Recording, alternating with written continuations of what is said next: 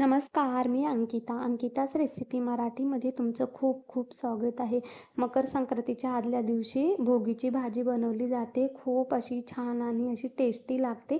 इथे आपण सर्व व्हेजिटेबल भाज्या वांगी, बटाटो, गाजर, टोमॅटो, वालपापडीच्या शेंगा, वाटाणे, वालाच्या शेंगा, चण्याचे दाणे, ऊस, बोरं, शेंगदाणे सर्व इथे मस्त स्वच्छ धुवून घेतले. आता आपण ह्या भाज्या तेलामध्ये 2 ते 3 मिनिट परतून घेणार आहोत. तुम्ही अजून ग्रीन व्हेजिटेबल भाज्या घातल्या तरीही चालेल.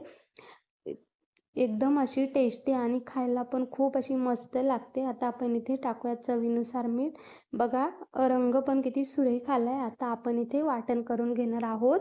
भाजलेले शेंगदाणे, सुक्कं खोबरं, तीळ, हिरवी मिरची, लसूण, अद्रक छान मस्त भाजून घेतलेत. आता आपण भाजी बनवायला सुरुवात करूया. इथे 2 मिडियम आकाराचे कांदे मस्त असे तेलामध्ये परतून घेतलेत. आता 1 टोमॅटो, चवीनुसार मीठ. आपण भाजी परतताना पण मीठ टाकलंय, त्यामुळे इथं आपण आपल्या अंदाजे मीठ टाकायचे. आता आपण जे तीळ सगळं मिश्रण भाजून घेतले होते, त्याची पेस्ट बनवून घेतली.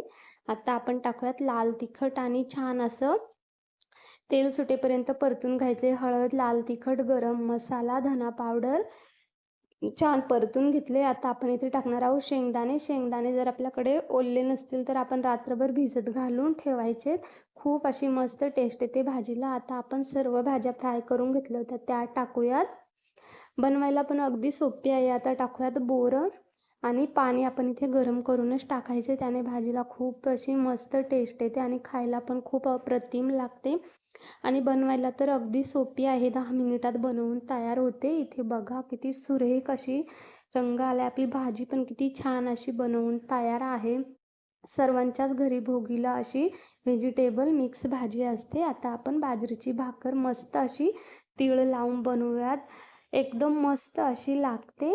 इथे मस्त अशी आपली बाजरीची भाकर पण बनवून तयार आहे. कशी वाटली तुम्हाला रेसिपी नक्की कमेंट करून सांगा. आवडली असेल तर लाईक करा, शेअर करा, सबस्क्राईब करा.